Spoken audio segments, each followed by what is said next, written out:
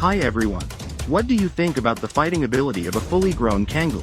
Looking at the scars on its body, the injuries on its face, and the blood on its wolf-fighting collar, it's clear this dog has been through a serious fight. In Turkey, where wolf populations are widespread, conflicts between wolves and shepherds have intensified, especially as overgrazing pushes wildlife closer to human land. As wolf attacks on sheep become more frequent, shepherds increasingly rely on livestock guardian dogs. That means stronger, tougher protection for the flock. Among the most respected guardian dogs in the world, the Kangal is often called a wolf stopper.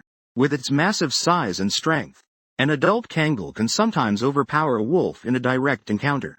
But to break the myth of the Kangal as an unstoppable wolf killer, there's one simple test: remove the wolf-fighting collar. Even though Kangals are powerful and fearless, without that protective collar, they don't hold a guaranteed advantage in a one-on-one fight with a wolf. Fortunately, wolves aren't reckless. Most of the time, they avoid direct confrontation with Kangals. After all, dogs have one major advantage: human backup. For wolves, an injury in the wild often means death. Of course, winter changes everything. During harsh winters, wolves may still take the risk. On a winter night, a pack of wolves entered a village and ambushed a Kangal. Driven by hunger, the wolves attacked the dog in the snow, not far from the village entrance. The Kangal was overwhelmed. The ground was stained with blood, along with uneaten remains left behind by the wolves. In winter, deep snow makes hunting sheep in the mountains nearly impossible. Hunger forces wolves down into human areas, where they take desperate chances. Besides targeting sheep, starving wolves may also go after guardian dogs. The first target is often the boldest one, the Kangal. This unfortunate dog underestimated how fast wolves can strike at night, how ruthless starving predators can be, and how long it would take for help to arrive from both humans and other dogs. Without a wolf-fighting collar, this Kangal faced every possible disadvantage. Now, back to the Kangal from the beginning of the video. Before heavy snowfall blocked the mountain roads, the blogger moved his flock downhill.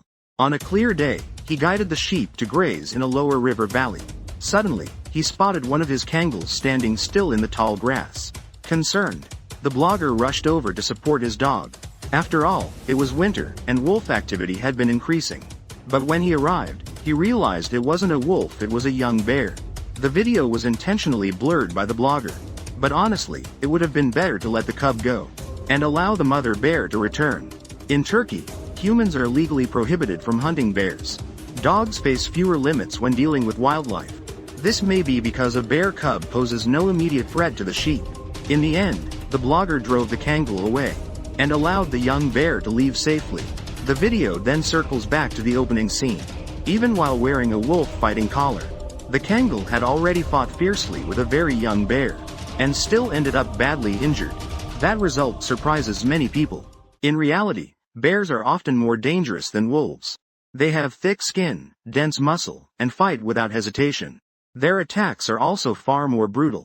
Unlike wolves, bears don't focus on the neck. They use claws and teeth to tear into the entire body. They may disembowel prey while it's still alive. Fortunately, this was not a mother bear. If it had been, even with a wolf-fighting collar. Instead, they will use their claws and teeth to attack the entire body of the prey. The Kangal would not have stood a chance. Even with help from other dogs, the outcome would likely have been devastating. Subscribe to watch more interesting videos.